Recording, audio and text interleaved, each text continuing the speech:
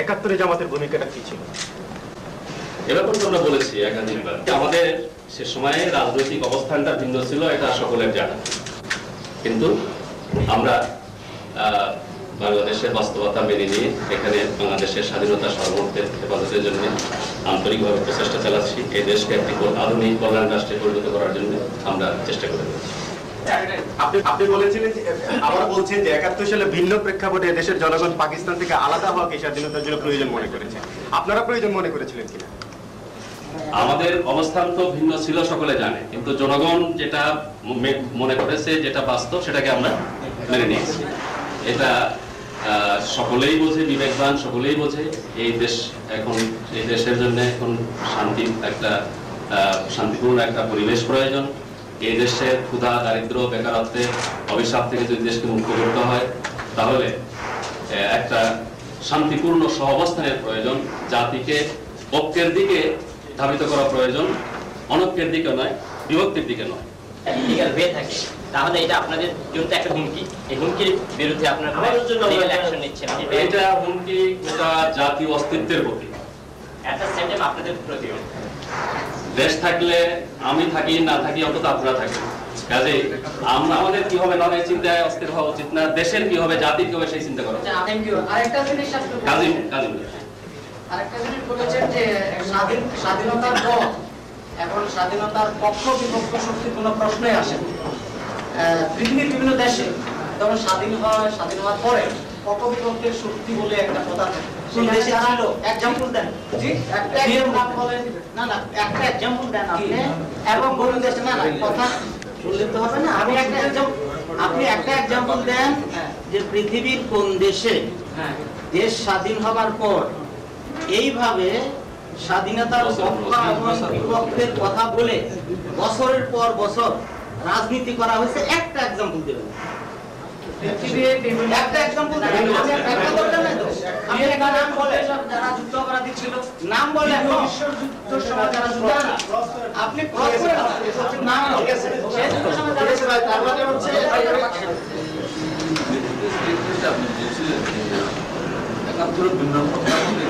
পাকিস্তান থেকে আলাদা হওয়াটাই কি বাঞ্ছনীয় মনে হচ্ছে? আপনাদের অবস্থানটা ভিন্ন ছিল।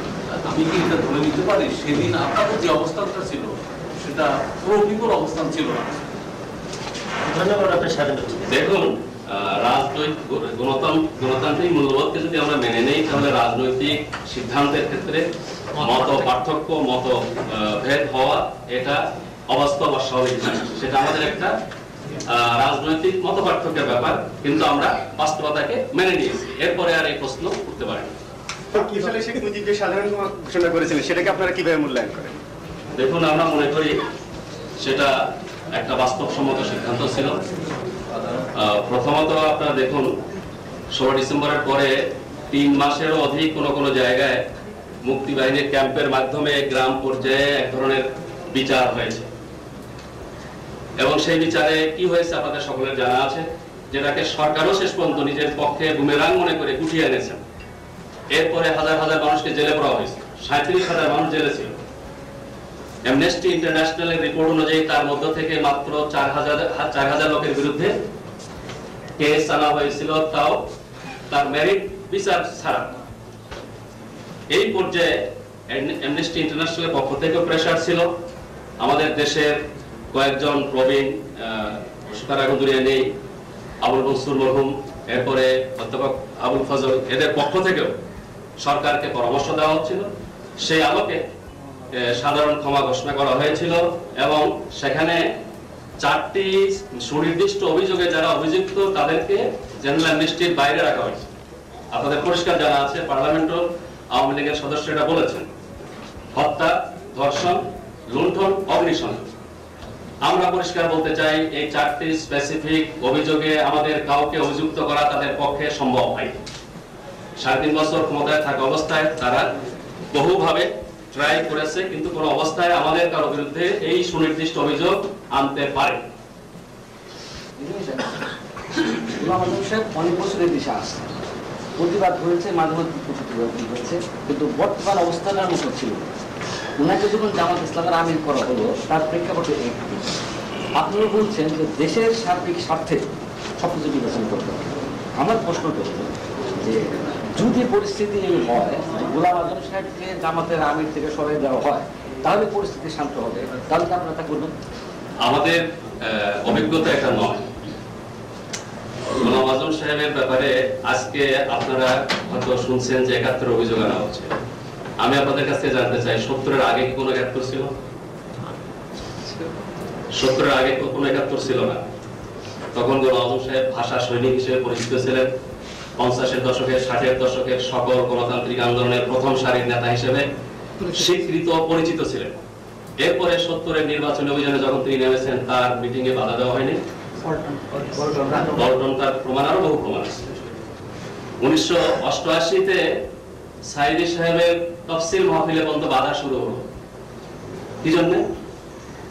তিনি ওয়াজ করতে করতে জনগণের মধ্যে জনপ্রিয় হয়ে গেছে। জামাত ইসলামী বা ইসলাম এদের টার্গেট। আপনারা দেখেন যারা গোলাম আজম সাহেব ইস্যু বানিয়েছে, তারা কবিতা উৎসব করতে গিয়ে বলছে কবিতা রূপে মৌলবাদ। জাদুঘরে এই হয়েছে, শান্তি সম্মেলন হয়েছে, সেখানে আনছে মৌলবাদ। অতএব এটা ব্যক্তি গোলাম আজম এখানে টার্গেট না। যারা এটা করছেন তাদের টার্গেট ইসলাম। ইসলামকে তারা মৌলবাদ, সাম্প্রদায়িকতা নামে আখ্যায়িত করে ইসলামের পথকে এখানে তারা রুদ্ধ করতে চান। ইসলামের পথে জনগণের যে একটা বাঁধ ভাঙা জোয়ার সৃষ্টি হওয়ার পরিবেশ সৃষ্টি হচ্ছে, এটাকে তারা রুখতে চান। সেই ষড়যন্ত্রের অংশ এটা আমার মনে হয়। আপনি বললেন জামাত ইসলাম এবং ইসলামকে টার্গেট করা হয়েছে, জামাত ইসলাম এবং ইসলামকে সমর্থক কিনা, আপনি কি তাই এখন বলতে চাচ্ছেন? আমরা এটা মনে করি না, কিন্তু তারা মৌলবাদ যখন বলে তখন শুধু জামাত ইসলামীকে ধরে না। ইসলামের কথা বলে যিনি পটেনশিয়াল লিডার হিসেবে সামনে আসবেন তাকেই তারা। এট প্রেজেন্ট বাংলাদেশে জামাত ইসলামী ইসলাম প্রতিষ্ঠার ক্ষেত্রে পটেনশিয়াল একটা পার্টি। গোলাম আজম সাহেবের লিডারশিপ সারা বিশ্বে পরিচিত একটা পটেনশিয়াল লিডারশিপ, সেজন্যই তারা টার্গেট করেছে। আলজেরিয়ার ব্যাপারটা তো আমাদের কাছে পরিষ্কার, সেখানে তো গোলাম আজম নাই। জনগণের দ্বারা নির্বাচিত একটি দল ক্ষমতায় যাচ্ছিল এবং তাদেরকে রক্ষা হচ্ছে মৌলবাদী বলি সামরিক শাসন দিয়ে গণতন্ত্র রক্ষা করা, সামরিক শাসনের গণতন্ত্র রক্ষা করছে। আর সেখানে আমাদের দেশে প্রচার করা হচ্ছে যে যারা এই সালভেশন ফ্রন্টকে ঠেকাচ্ছে তারা হলো গণতন্ত্রী, আর বাকি হলো মৌলবাদী। মানে সেখানে গণতন্ত্রী আর মৌলবাদীর সংগ্রাম। অথচ সেখানে দেখা যাচ্ছে, তাহলে দেখা যাচ্ছে যে বিষয়টা আসলে মূলটা হচ্ছে আদর্শ ইসলাম। এক এক জায়গায় এক একটা কৌশল তারা অবলম্বন করছে। গোলাম আজম এবং জামাত ইসলামের বিরুদ্ধে যাদের কলম সোচ্চার, যাদের মুখ সোচ্চার, তারা কিন্তু আলজেরিয়ার বিরুদ্ধেও সোচ্চার। আলজেরিয়ার ইসলামিক সালভেশন ফ্রন্টের বিরুদ্ধেও সোচ্চার। কাজেই এখান থেকেই বুঝতে হবে আসল রহস্যটা কোথায়। বাংলাদেশে জামাত ইসলামের যে রাজনীতি ইসলামকে যে আলজেরিয়া সালভেশন ফ্রন্ট একইভাবে করছেন আপনাদের এখানকার ভূমিকা। সালভেশন ফ্রন্ট আমরা সেটা বলতে চাচ্ছি না। আমরা যেটা বলতে চাচ্ছি যে আমাদের বিরুদ্ধে যে বন্ধুরা কথা বলছেন, তারা আলজেরিয়ার ইসলামী জাগরণের বিরুদ্ধে কথা বলছেন। আমি যেটা বলছি যে আমাদের ব্যাপারে এখানে তাদের সালভেশন ফ্রন্ট সম্পর্কে যে কথাবার্তা বলা হচ্ছে যে তারা এসে আলজেরিয়া ইসলাম প্রতিষ্ঠা করবেন এরকম ধারণা এবং বিশ্বাস এই মুহূর্তে করা খুব একটা সমীচীন কেউ করতেছে। এখন আপনাদের কথাবার্তা থেকে যেটা আমি বুঝছি যে ইসলামিক সালভেশন ফ্রন্ট সেখানে গেলে ইসলাম প্রতিষ্ঠায় করবে, এটাকে আপনারা মনে করছেন? মনে করার ব্যাপার না। তারা জনগণের ভোটে নির্বাচিত হচ্ছিল। ফার্স্ট ফেজ নির্বাচনে তারা রায় পেয়েছে, সেকেন্ড ফেজ নির্বাচনে তারা আরো বেশি রায় পেত। রায় পাওয়ার পরে তারা ইসলামী শাসন ব্যবস্থা, সমাজ ব্যবস্থা কায়েম করতে সক্ষম হতো না হতো সেটা পরের কথা। আমরা এখান থেকে সেটা মন্তব্য করার কেউ নই। সেই দেশে জনগণই এ ব্যাপারে চূড়ান্ত রায় দেওয়ার অধিকার। সেই জনগণের রায়কে নস্যাৎ করা হলো বুলেটের জোরে। এই বুলেটের জোরে জনগণের রায়কে নস্যাৎ করার পক্ষে যারা সিম্পিতি দেখান, তারা একমাত্র ইসলাম বিদ্বেষী বলেই দেখাইছে, আর তো কোনো কারণ থাকতে পারে। আপনাদের সাথে আওয়ামী লীগের একটা সুসম্পর্ক ছিল, হঠাৎ করে ভাঙলো কেন? এটাই বলুন। সুসম্পর্ক নষ্টের কোনো কারণ তো আমরা ঘটাই, এটা তাদের কাছে জিজ্ঞেস করতে পারে। আওয়ামী লীগের সাথে সম্পর্ক আমাদের যা ছিল এখন তাই আছে। আমাদের দিক থেকে এমন কিছু করিনি যে কারণে কোনো সম্পর্কের অবনতি হতে পারে। বিএনপির সাথে আপনাদের সুসম্পর্ক বজায় আছে তো? আওয়ামী লীগ কি নিশ্চিত হয়েছে যে ইন্ডিয়ান মিলিটারি আপনাদের সমর্থন পাবে না? তারা বলতে পারে। এভাবে রাষ্ট্রপতির কথা হয়। নিশ্চিততা হয়েছেন কিন্তু তারা একটা জিনিস একটু ক্লিয়ার করলে ভালো হয় যে আপনার সুসম্পর্ক মানে আপনার এটা খারাপ সম্পর্কের মানে রূপ না এই ধরনের কিছু আপনারা করেন। ওনারা কি আচরণ আপনাদের দিকে করলেন যে কারণে ওনারা সুসম্পর্ক? আমরা মনে করি সাংবাদিক বন্ধুরা জাতির বিবেক এবং সবচেয়ে বেশি সচেতন। কে কি করছে আপনাদের সকলের সামনে। আমি ব্যক্তি হিসেবে একজন অচেতন মানুষ, সুতরাং আপনি আমাকে ক্লিয়ার করে বলেন। না, অচেতন মানুষ যদি সাংবাদিকতা করে তাহলে আমাদের ভারত সালে অধ্যাপক গোলাম আযমের নাগরিকত্ব বাতিল করার আপনাদের মূল্যায়নটা কি? 72-এ কি বলে নাগরিকত্ব বাতিলের প্রেক্ষাপটে কোনো আদালত 73-এ হয়েছিল সেটা, আর ওটার কারণে বলে উনি যখন দেশে আসছেন তখনই তারা করতে পারতেন। ওইখানে শব্দটা বাতিলও নাই, ডিসকোয়ালিফাইড বলা হয়েছে। আর ওই অর্ডার বলে যাদের নাগরিকত্ব বাতিল হয়েছিল তাদের অনেকেই হাইকোর্টের আশ্রয় নিয়ে তারা তাদের অনুকূলে রায় পেয়েছেন সুপ্রিম কোর্টের আসলে ডিভিশনে। তারপরে যারা প্লে করছেন তাদেরও দেওয়া হয়েছে। আপনারা জানেন ওনার ব্যাপারে আপনাদের ওই আপনারা হাইকোর্টে যাচ্ছেন না কেন? আমরা হাইকোর্টে যাওয়ার প্রয়োজন মনে করি না। আমরা তাকে জন্মগত নাগরিক মনে করি। বাংলাদেশের সিটিজেনশিপ অ্যাক্টের ভিত্তিতে তিনি নাগরিক। এরপরে যে অর্ডার বলে নাগরিকত্ব ক্যান্সেল করা হয়েছিল এ ব্যাপারে সুপ্রিম কোর্টের যে ভার্ডিক্ট রয়েছে সে আলোকে তিনি নাগরিক। যদি কেউ মনে করে তিনি নাগরিক নন, তার দায়িত্ব এটা প্রমাণ করার জন্য কোর্টের আশ্রয় নেওয়া। গোলাম আযম সাহেবের এই যে তার বিরুদ্ধে যে আন্দোলনের মধ্যে কি কোনো বিদেশি শক্তি জড়িত আছে বলে মনে করছেন?